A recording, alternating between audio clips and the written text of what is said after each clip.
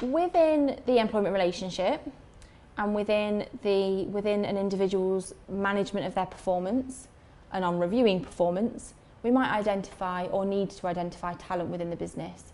And considering that most businesses would like to stick around for the next however many number of years, most businesses would like to be looking at their future talent and their successors. Who can carry the business forward in 20 years' time?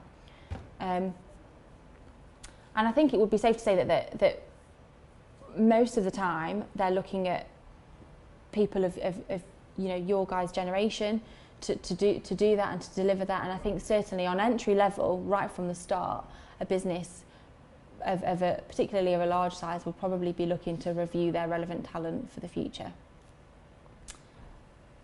Now, talent management is very different to performance management. Now, one may come from the other, but the two processes are really different. So we've got, obviously, as I've discussed with regards to performance management, one-to-ones, appraisals, strategy, project meetings, those sorts of non-jazzy tasks. Talent management, however, is a bit more about sort of identifying talent, how we identify talent. Is it because somebody's met their objectives for 2 years in a row? Or is it because somebody's stepped outside of their comfort zone and delivered on a project and really kind of shown a bit of a glimmer of hope maybe in the way they perform?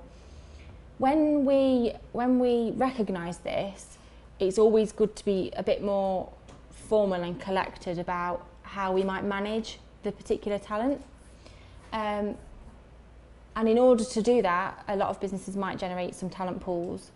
The CIPD obviously are very heavily involved with the performance management aspect and talent management, and they do provide a raft of information around how to manage talent and what might be relevant to your business in doing that. So there's just a little bit of a summary from CIPD there about what talent management is.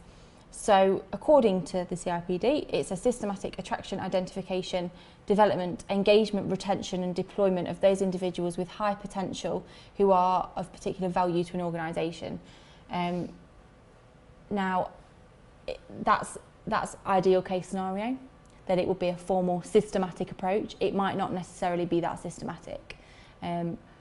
And I think that certainly depends on the size and the scope of the business and the particular skills of individuals within the business as well. It's kind of systematic talent management versus non-systematic talent management. And I think probably a lot of businesses might sit on this side of the talent management plan, in that there may not be any systematic approach. It might be a bit more informal. So relying on line managers' view of individuals, that obviously in itself has risks. Does that line manager have a bias for you for any particular reason?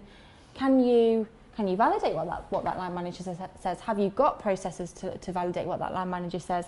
If you haven't got objectives, if you haven't got specific project plans, if you haven't got a performance appraisal structure, the answer to that may be no. You might not have any systematic way of reviewing a manager's proposal for particular talent or his or her view of what is talent within the business. It could be a closed and secretive approach, and the reason for that might be that you might not want other individuals that are interested in particular jobs. So a head of department job might come up, and the idea might be that somebody from our talent management pool would go in, and that would be their first project to deliver on within their development. We might not want anybody to know that we've got a talent pool, because we might be interested to see who else might be interested in that role and see that as an area that they could develop into. It could be that we have a limited number of talented individuals, so we might say, no, we've only got room for 20, and the reason we've only got room for 20 is because for any of our talent management, talented staff, high potential staff, we'd like to put them on a leadership course, and actually we haven't got the budget to put any more than 20 people on a leadership course. It could be something as simple as that, but that in itself obviously has risks. If you happen to be fortunate enough to have 28 talented individuals or 29 people that are capable of being leaders in the future and all got really valid and really keen ideas about the future for the business, are we then limiting a fair approach to that? Probably. And possibly no designated talent pools at all. So it could be that we don't have a talent pool at all, let alone a talent pool for IT, or a talent pool for management, or a talent pool for engineering.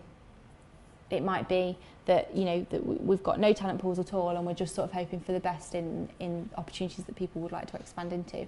And that, I think, particularly within the business that I work in, that's currently the case. We don't have talent pools, we don't have a talent management initiative at the moment, and I think that's through growth over a really quick period of time. So a business that may have grown really quickly and all of a sudden think, crikey, you know, all of a sudden we've got in excess of 1,000 staff, maybe through acquisition, and within those teams we've got some really talented people who may be the future leaders of this business, but we haven't got any way of identifying that yet.